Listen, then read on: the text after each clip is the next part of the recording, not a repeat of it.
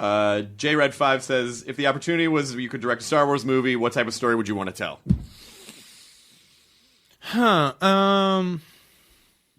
My take would, I guess, the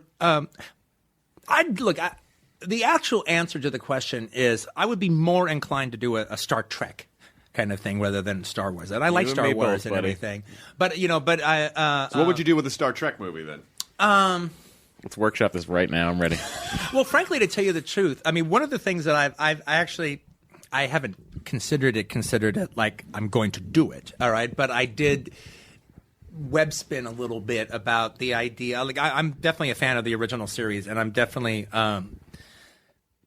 in particularly, a fan of William Shatner. Great. I mean, that's my key into the series is William Shatner. And one of the things I liked about J.J. Abrams' movie was the fact that I think they kind of ended up – I didn't realize it. My editor told me that – let me put it like this. I was really disturbed when I saw the second one because I didn't really care for the second one that much. It wasn't horrible. It just didn't ring any of the bells that the first one did. But it really bothered me that Benedict Cumberbatch or whatever his name is, all right, was playing Khan. Right. And it really bothered me. And part of the reason that it bothered me, it was like, well, wait a minute, that just doesn't work. I mean, the thing that I liked about the first one is they are, Chris Pine is playing William Shatner. And Zachary Quinto is playing Leonard Nimoy. So all those things that happened in the Star Trek universe will happen later. Yeah. So thus, Benedict Cumberbatch can't be Khan because Ricardo Montalban is Khan, right. And that is. You just needed to say fine Corinthian letter. Yeah, that's the deal. Then my editor was explaining, no, they actually have a wrinkle in it. They do. That makes that not necessarily the case. And I still didn't – he tried to explain it to me, and I still didn't understand it.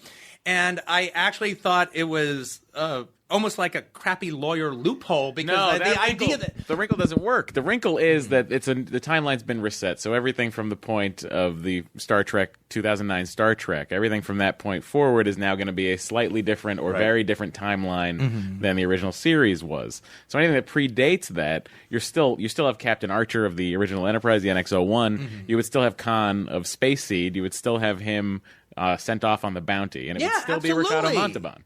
Absolutely, it's got to be Ricardo. The Khan stuff doesn't work at all. Yeah, all right, in any way, shape, or form. I mean, he can't just come back. Would you say it's a bad construct? You're welcome. Yeah. I'm sorry, I just diarrheaed. But I do think what could be done, and especially rather than just coming up with hokey space stories, except they might be stuck. They might be stuck doing, hokey or unhokey. They could be fantastic. All right. I think they might have trapped themselves a little bit by the simple fact that they have to use all the crew now. Right. In all the films, they've established it so much that you need Uhura, you need Scotty, you need Bones, you need all that stuff going on all the time. Everybody has to be represented in some big story where they all have to deal. Where I actually think it could be cool because some of those episodes are fantastic, and the only thing that limited them was their 60s budget and 8 days shooting schedule. And even having said that, they did a magnificent job. But you could take some of the great classic Star Trek episodes and just easily expand them to 90 minutes or more. Right. And really do some really amazing stuff. The obvious one would be Sitting on the Edge of Forever, but that's what everyone would go to. But there's a reason why everyone would go to that. It's one of the classic stories of all time, and one of the great time travel stories. However, in thinking about that concept even further, though, I think one of the best episodes of Star Trek ever written was for Next Generation, and I like Next Generation. I'm no way am I the fan, or have I seen even remotely as many as I had the first season. But there was that episode, the Free Enterprise, which is the one where It was actually written by a fan, frankly, who had been working on the show. And they said, well, you should write an episode. And he wrote this episode that was fantastic. And it was like, I think in the second season, and Denise Crosby's character, Tasha Yar, had already died in the first season. And Whoopi Goldberg was now on the show. Yep. And they get to a distress, they're responding to a distress call from an Enterprise ship that was protecting a Klingon ship that was being attacked by a bunch of Romulans. Yesterday's Enterprise. So that's season 3. Yeah. Okay. And I'm back. Okay. Yeah. I actually think that is one of the greatest, not only space stories, but the way it dealt with the mythology of the whole thing. I mean, it was just, and like that actually could bear a 2-hour treatment. And filling in the blank of the Enterprise C and like what that was like. Because the whole thing on that episode that was so cool is they saved this ship. But little do they know, by saving this ship, it's actually in a different time period, but they don't know that. So they save it and they bring this crew up on board. But what ends up happening is because they screwed up with the timeline, everything changes. And you realize, but the characters don't know it. But we know it because and Guinan knows it because she's got a sixth sense. Yes, exactly. And the thing about it is it turns out that the Klingons and the humans on Earth have been having this like 100-year war, basically, that's been going on, and it's just the bloodiest war imaginable in the history of any universe. And Worf, the Klingon guy, he's not there because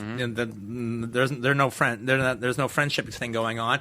The uniforms are all like militarized and fascistic, and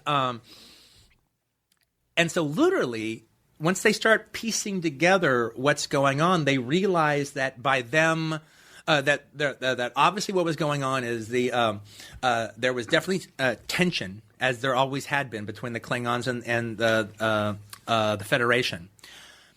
But when a bunch of Romulans were going to destroy a Klingon ship, and a Federation ship responded to its Mayday call, it ended up that the Klingons were all destroyed by the Romulans, but so were the Federation ship was all destroyed. Well, the very fact that a Federation ship would die, all hands on board, trying to protect the Klingons in an emergency situation, and Klingons put honor above all else, that chilled the war out. But without that happening. The war has gone on for like maybe 100 years or so, and then Picard even like breaks down and says the Federation is losing the war. The Klingons are going to win. Of that episode, it's worse than anyone says. There was the alternate 1985. That's because Biff got the Gray Sports Almanac, and that's why they splintered off into a separate time, different time travel situation. But that's what reminds me of the I Dream of Jeannie episode where they get tomorrow's newspaper, and then Major Healy is actually at the racetrack. You know, why didn't one time Jeannie like blip in a friend? Yeah. Like a hot friend for Major Healy. He was such a hapless. It's like, hey, Tony, maybe could a buddy get laid once in a while? Like there wasn't one time. Okay, this is the last question, then we'll let you go.